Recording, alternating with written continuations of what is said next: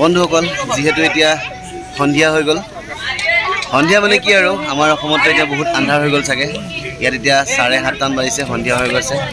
আৰু যেহেতু আমি দিনৰ ভাগত এজেগাত আমাক মাটি খানা খুৱাইছিলে ঠিক তেনেকৈ এতিয়া ইয়ালৈ আহিলোঁ ইয়াতো মানে আমি য'ত ওচৰৰ ৰুমটোত থাকোঁ সেই ৰুমটোৰ ওচৰতে আমি আছোঁ এতিয়া ইয়াতো যেহেতু মানে আজি যেহেতু যিজোপা গছ মই দেখাইছিলোঁ ভিডিঅ'টোত এই ভিডিঅ'টো মই দেখাম আপোনালোকৰ ভিডিঅ'টো আপোনালোকে চাব শেষলৈকে গছজোপাৰ নাম হৈছে উম্বৰ এই গছজোপাক পূজা কৰে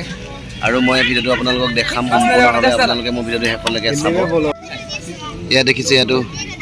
বহুত ধুনীয়া খানা দিছে খাবলৈ আমাক মিঠাই দিছে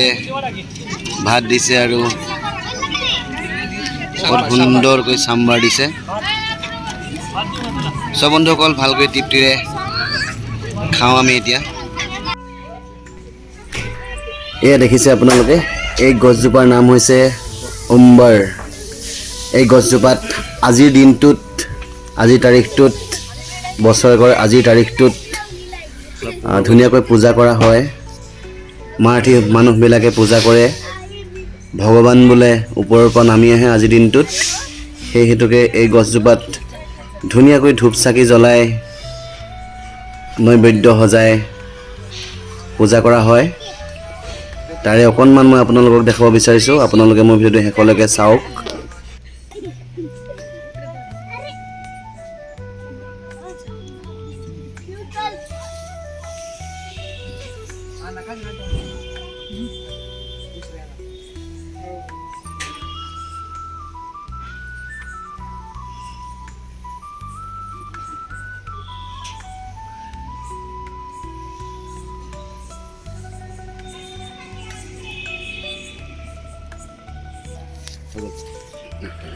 সকলোৱে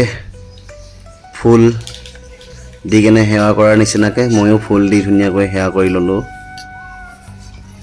এয়া দেখিছে আপোনালোকে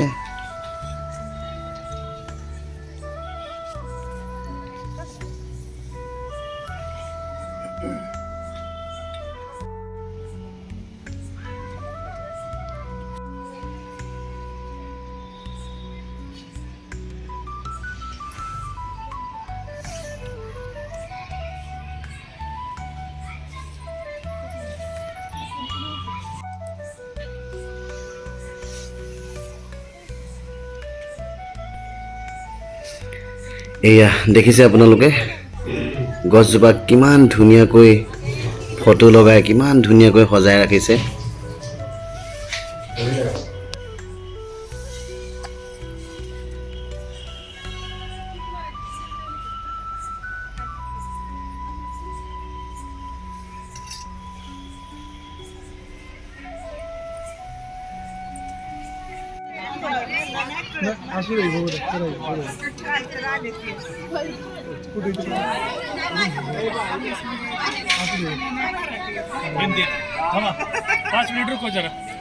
हो जाएगा टेंशन नहीं लेने का